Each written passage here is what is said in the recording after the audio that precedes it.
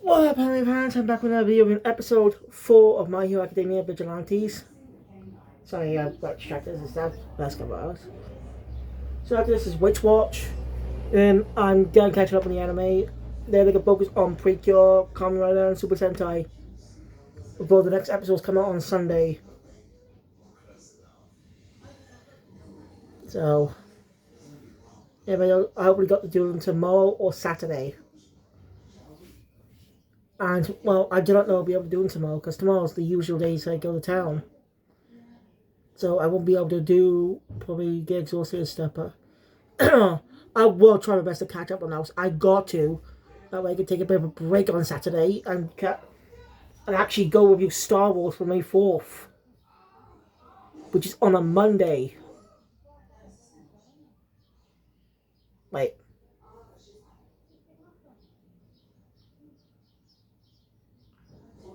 It's a Sunday actually. I got till Sunday to review Star Wars. So if I do the films tomorrow, if I do my catch-ups tomorrow, I'm going to focus on the Star Wars trilogy. The original ones, then do a review on the prequel trilogy, then the sequel trilogy. Just all the main films, there's no spin-offs and stuff for now. Like, no outstanding reel, just the main just the main 9 films. That's all I'm going to be reviewing for now on that channel.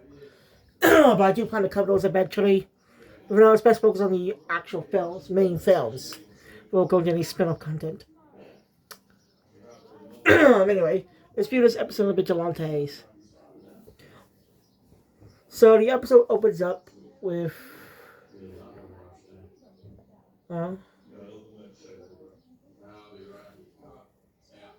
Koichi, he does some Koichi and Knuckle Duster training. Yeah, pops somebody affiliated with the Vigilantes, then why is she exactly helping them out? Like, she's gonna have a reason. Like, she never gave a reason, for my opinion, for now.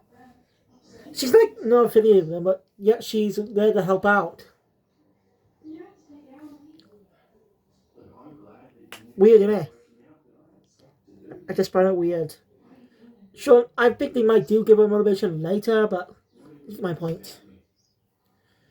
So I don't know if Pop became a big time hero or just a well known pop star. I don't know what pop star actually does, but the anime could actually literally add references to Vigilantes. At least reference the endings. Sure, manga and stuff, but I'm just saying.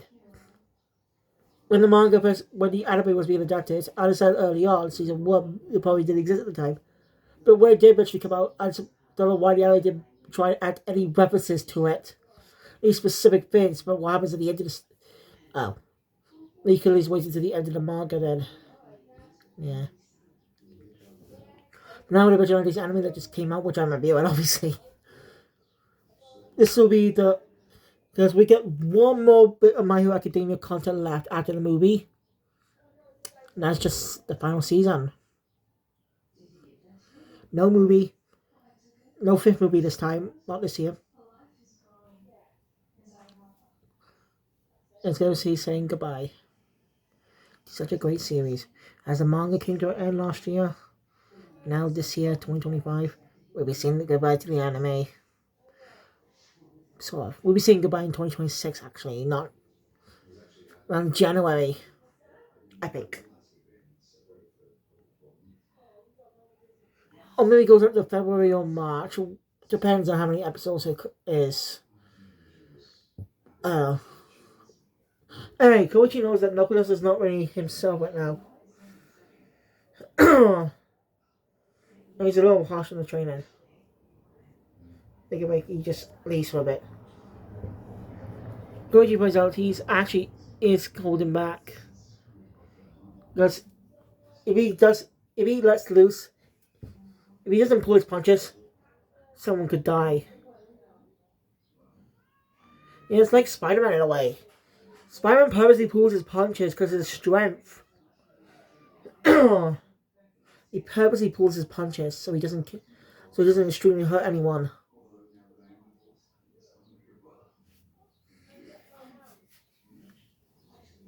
He's looking to Mr. Train quite a lot to do that. No, his reason for doing this in the first place. Like, did he? And also, because the reason he never became a proper hero is because he was quirkless, like Deku. Yeah, Deku said they changed that rule to start the best episode. The best episode of the series. So most of the evil strikes of Naguda said that rule was kind of changed a bit. But Naguda proves that we're not training, and you actually are to be a hero. I actually like that. It gives good motivation. Maybe they don't acknowledge Knuckle Duster because he's a vigilante. That's my theory.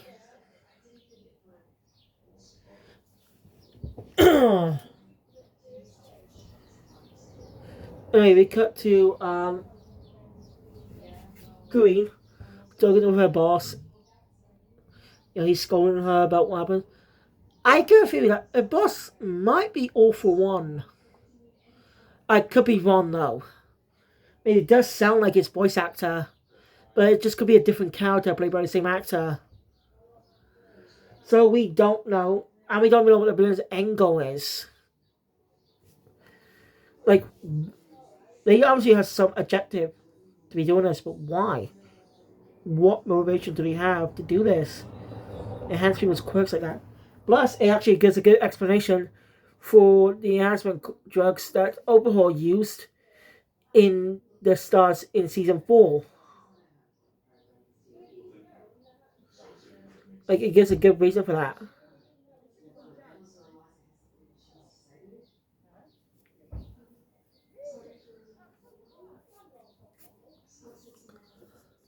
So, yeah.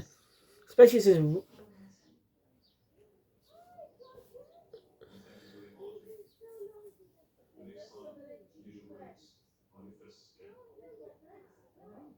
Uh, uh,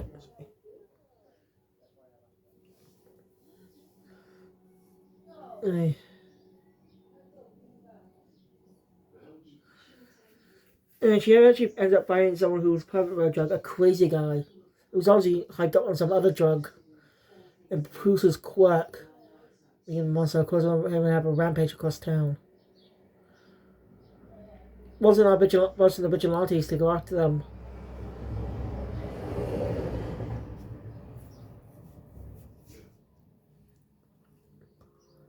It's really too short, so. Koichi starts to distract him while Pop goes and keeps the people wet. Rescue people, so the Pole heroes take care of them. And something that Koichi says later, which we'll get to. Nagusa shows up wearing the fight. And Nagusa officially beats him. And we actually get a review that he was just getting bored of beating up small guys. And just beating up stronger guys like him is a thrill. Typical guy. Anyway, we then cut to the highway at night. As everyone was on the loose. As he's been using he's actually been using the triggers. Wow. So he's being chased by Ingenium. Now, I think this is a smart move too. Vigilante serves as a great way to introduction to the series. A good way to be brought onto the series without much context. This is a prequel. It doesn't expect you to know may already be a fan of the franchise series. But little Easter eggs for fans are also being good for newcomers. As well, some things are being built up. Like things are out. If you've already seen My Hero, you already know these characters, but new people won't. And when they start watching the main series, they'll know who they are already. It's a smart move, and I like that. Plus, the manga has a special introduction chapter featuring our three main characters in the series, and also Class 1A, being told by All Might. So obviously this is like his fight before the battle against All For One. This was before his fight against All For One. So right before the first training camp arc. That's my guess.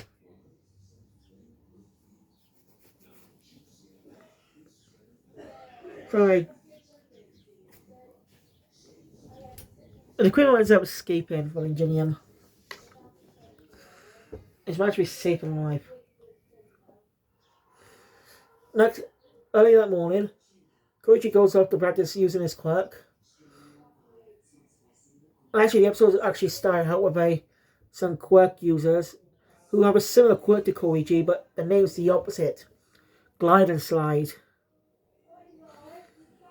So mostly works a bit different. We don't get an explanation though, sadly. All I know is called glide and slide, which is just the words swapped around. So, yeah. Anyway, after that, Koichi ends up meeting a jogger revealed to be Tensei Ida, the older brother of Tenya Ida. This is gonna be a bit of a spoiler. For those who not seen My Hero Academia. This is spoilers for the Hero Killer Stain arc. So if you're not familiar with the arc yet and not watched My Hero Academia, then pause the video now. Pause the video, or just skip past this, because I'll be revealing some spoilers of some things that will happen to this character in the future. Okay? Good. So in the Hero Killer Stain arc, Jin was where Jin first appeared. He was mentioned in the USJ arc. He mentioned in the USJ arc and how much he looked up to his older brother. But after a battle with the Hero Killer Stain, Tensei was put out of commission permanently. Still alive, but no longer become a hero. Forcing his brother Ida, Tenya, to go out for revenge, leading the epic fight of the arc. With Deku and Todoroki showing up to help as well. It's a great arc. Masterpiece. And it comes when the character Deku was training the master his quirk properly.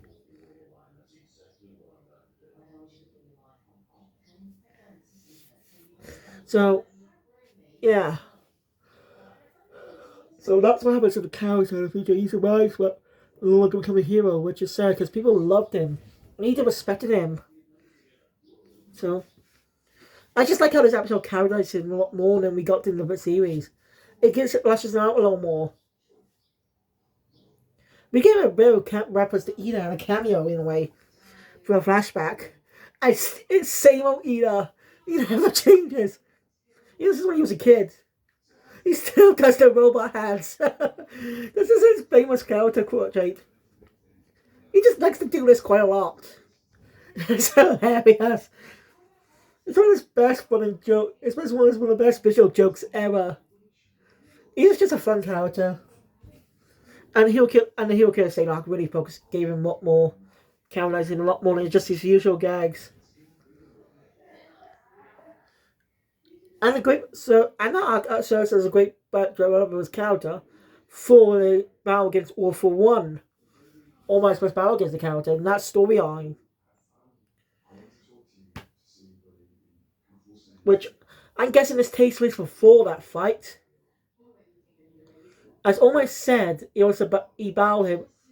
All Might said he got an injury against All for One. And my guess, All for One owns his drug trade.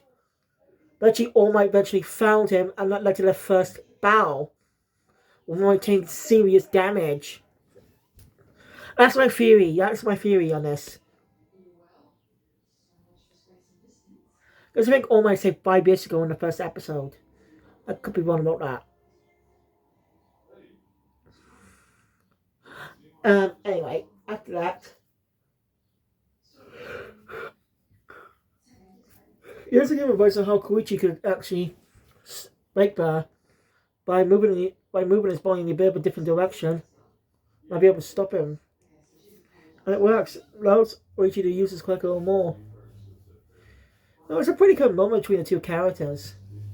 Tensei, we're not going to call him Ida because we already have a character called Ida, his brother. So a bit of a friendship was. And basically, when he graduates college, he should join his agency. And he makes his leave.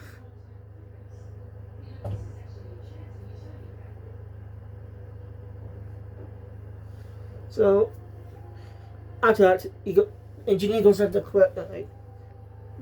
the thing from last night. People chasing him. This time, he moved the airbags of his suit because he trusts his team. Seems to work, but the skates, he has a flying quirk. It's just his feet are incredibly. It's just his natural feet are fast. Goes on a chase around the city, but luckily he ends up being stopped by the Vigilantes. As Koichi says, that they're always there to help the heroes in need, help those who uphold justice. That's a good line. Yes, they technically are fighting crime without a license, but they're also willing to help the heroes when they need them. But being a vigilante allows them to do some more things than they could before, and heroes could. And since Tensei recognized Koichi, as he tells him the next day, and he's definitely found his purpose. Bit of visual gags. Seems the two kind of become friends. As the episode ends. The next episode focuses a bit on Pop and Koichi, which will be out on Monday. I'm looking forward to that. So, thank you guys for watching. If you enjoy my content, please thumbs up and want to see more. Subscribe to the channel, always good to channel. And I'll see you guys later for Witch Watch. Kill Phoenix out.